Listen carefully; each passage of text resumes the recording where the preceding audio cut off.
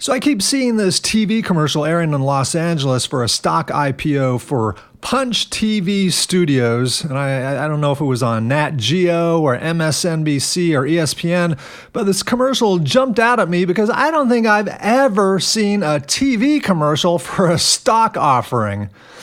But anyway, without knowing anything at all about this company, by default, I would never invest in it.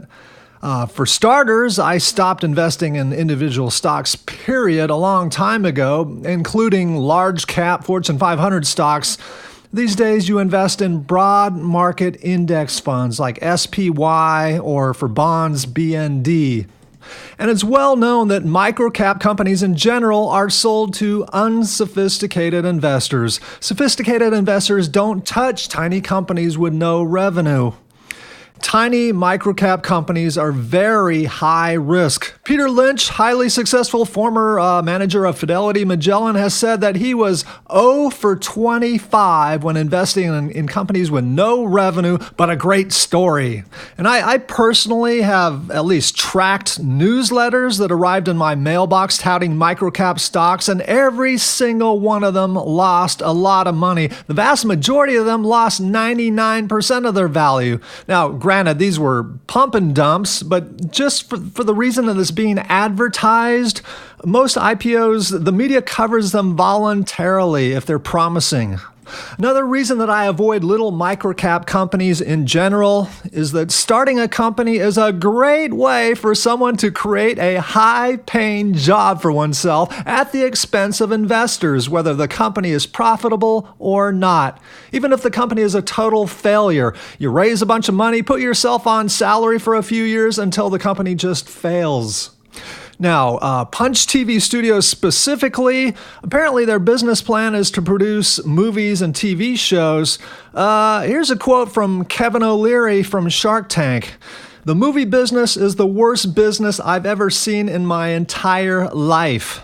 Back in 1990, you could make an indie film and get into Blockbuster video rental stores. Yeah, remember those? You could have it sitting on shelves next to big studio films. But nowadays, the whole business has become fragmented because of cheap technology, cheap cameras and whatnot. So everybody is making movies, and content is free now. You just go on YouTube. And indie films virtually never get theatrical distribution. So tough business.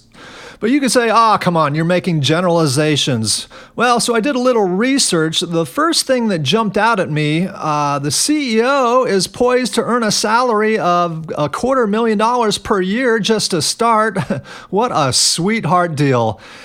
And I didn't read anything about not being paid if the company is a total flop. It says that he shall not receive compensation until sufficient funds have been raised in this offering.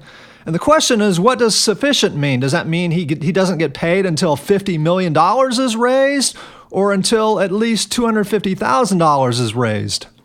The next thing that I noticed is that the CEO of this company is also basically the board of directors of this company. It's basically one guy. And as the sole guy running the company, he basically entered into an agreement with himself to buy a video library from himself for a total purchase price of $650,000 and 10% of company revenues up to $5.4 million to be paid over 60 months from the execution of this agreement. And apparently, this library of footage has already been previously released, and so I guess it's going to be re-edited and repurposed. And then it's worth $650,000 the second time around? How much revenue did this footage generate the first time around? Another question I have is, again, at what point during the raising of capital does he or his company get to pay himself $650,000 or start paying himself in installments?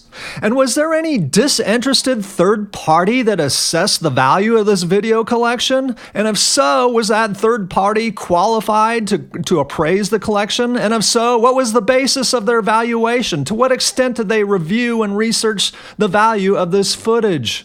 Now, shortly after this purchase agreement was entered into, the financials of the company were audited by a guy who is or was a certified public accountant. But when I tried to verify his CPA status on cpaverify.org, I found that Alabama is not a participating state.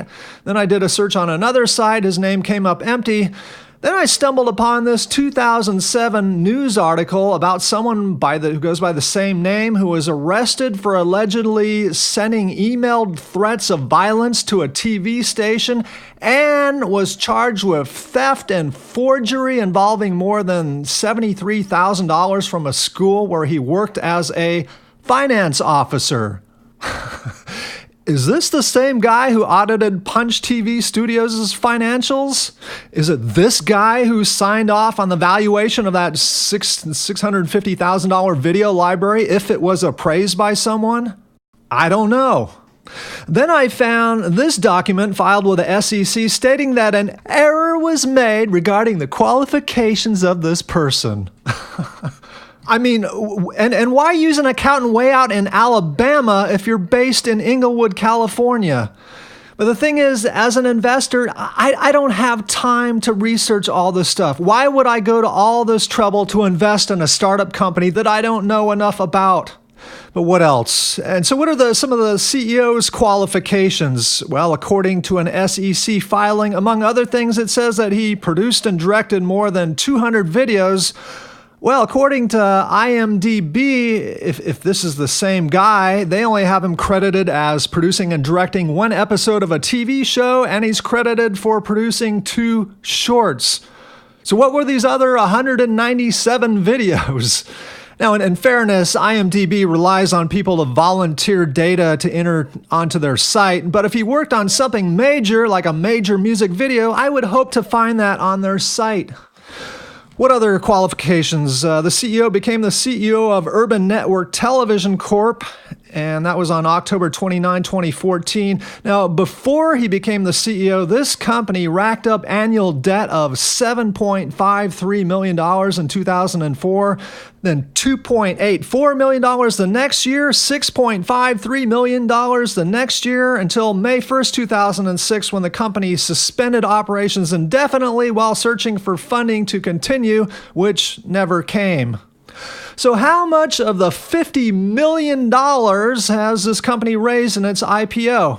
Well, from April 5th, 2016 to August 31, 2016, approximately $923,781 was raised from common stock investors, and it stated that this capital is used for payroll and payroll taxes, marketing expenses, and professional fees, expanding our operations, and for other general corporate purposes. But what does that mean? What does that mean? Again, I would love to know if any of this money will soon be used for the purchase of his $650,000 video library. Anyway, so who is investing in this company and why? Well, I looked and found some posts in a forum, and the mentality seems to be, oh, it's a black-owned business. Sure, why not? I'm in. Really? You know, when it comes to investing, I could care less about race, religion, gender, LGBTQ, whether the company has a cause like green energy. I care about one thing: making money safely. But anyway, we'll see how this company does. They recently extended the IPO offering period until October 4th, 2017. This was disclosed in a document dated April 3rd of 2017. By the way, 3 days later, on April 6th, 2017, the Punch Studios YouTube page published a video of a girl stating that we are days away from closing out this IPO. No, you're not. You're months away.